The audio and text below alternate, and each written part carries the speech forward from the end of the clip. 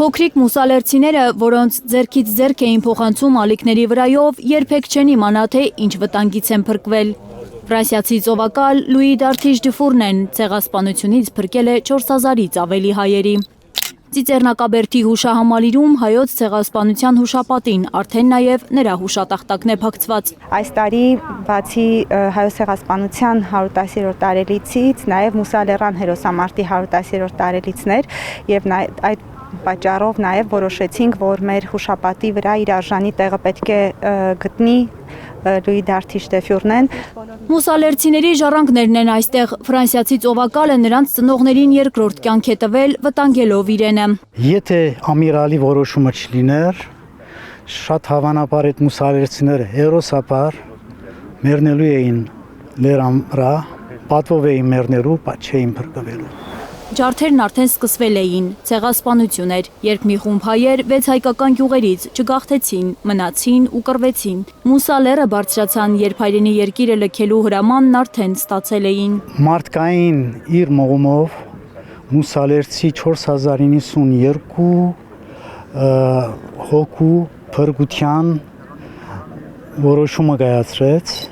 Անօգնական մանկիկների, ծերերի ու կանանց մեջ միայն 600 մարտիկներ էին կռվում, սահմանափակ քանակով, զենքով ու պաշարով։ Նրանք 53 օր դիմադրեցին։ Սպիտակ սավանի վրա կարմիր խաչ, այսպիսի դրոշի շնորհիվ ֆրանսիական նավերը նկատեցին հայերին Մուսալերան վրա։ Դյուֆուրնեն իր տրամադրության տակ եղած բոլոր նավերն ուղարկեց օգնության, առանց ֆրանսիական կառավարության հրամանին սպասելու։ Սեպտեմբերի 13-ին հայերն արդեն նավի մեջ էին, նրանց տարհանեցին Եգիպտոս։ Մամայիս կողմից եղել են նավին վրա, երկու կողմ են մուսալերցի են, բայց մամայիս կողմից նավի վրա են ելել։ Հետո եդ են քացել, փորձային են մուսալեր, երբ ֆրանսիական իշխող ժանդակ էր, հետո եդ են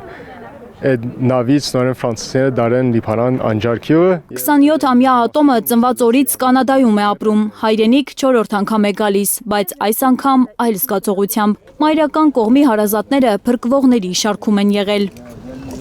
Ծովակալի հուշատախտակի բացմանը մասնակցելու համար Ֆրանսիայից եկել է Դյուֆուրնեի եղբոր ծոռը։